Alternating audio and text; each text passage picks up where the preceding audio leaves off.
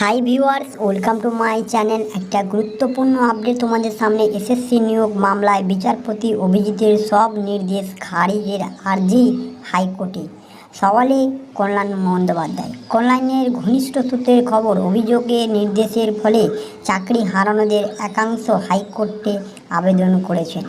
তাদের পক্ষে তিনি নিজেই সওয়াল করেন এবং আরও তথ্য উঠে আসছে এই মামলা নিয়োগ দুর্নীতি নিয়ে। গ্রুপ সি থেকে শুরু করে গ্রুপ ডি পর্যন্ত এসএসসির নিয়োগ সংক্রান্ত মামলায় বিচারপতি হিসেবে অভিজিৎ গঙ্গোপাধ্যায়ের সব নির্দেশ খারিজ চেয়ে হাইকোর্ট আবেদন জানানো হলো চাকরিচ্যুতদের একাংশের তরফে। গ্রুপ সি, গ্রুপ ডি, নবম, দশম, একাদশ, দ্বাদশ শ্রেণীর নিয়োগ মামলার একাধিক নির্দেশ দিয়েছেন তৎকালীন বিচারপতি গঙ্গোপাধ্যায়। সেগুলি খারিজের জন্য এবার সওয়াল করতে পারেন আইনজীবী কল্যাণ বন্দ্যোপাধ্যায়। কল্যাণ বন্দ্যোপাধ্যায়ের ঘনিষ্ঠ সূত্রের খবর হিসেবে অভিজিৎ গঙ্গোপাধ্যায়ের নির্দেশের ফলে চাকরি হারানোর একাংশ কলকাতা হাইকোর্টে আবেদন করেছেন। তাদের পক্ষে তিনি নিজেই সওয়াল করবেন। মঙ্গলবার দুপুরে বিজেপিতে যোগদানের কথা ঘোষণা করেছিলেন কলকাতা হাইকোর্টের প্রাক্তন বিচারপতি অভিজিৎ গঙ্গোপাধ্যায়। তারপরেই বুধবার আবেদন জানানো হয়েছে কলকাতা হাইকোর্টে।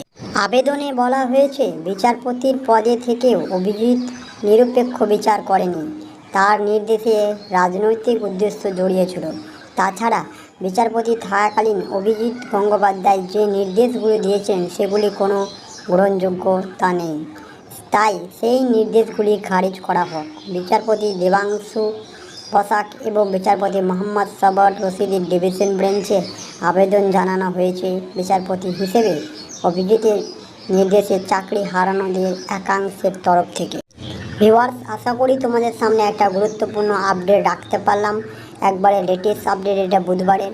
দেখা যাক কী তথ্য আরও বেরিয়ে আসছে। সম্পূর্ণ তথ্য রাখার চেষ্টা করব তোমাদের সামনে এবং অলরেডি ওয়েটিং চাকরি প্রার্থীদের কথাও কিন্তু তুলে ধরার কথা হবে, কারণ গ্রুপ সি, গ্রুপ ডি, নবম, দশম, একাদশ, দ্বাদশ থেকে শুরু করে নবম থেকে শুরু করে এসএলএসটি সকলে কিন্তু রাস্তায় বসে রয়েছে আজও, কিন্তু তাদের নিয়ে কোনো কথা উঠে আসলে গেলেই সেই সমস্ত তথ্য তোমাদের সামনেও নিয়ে আসবো।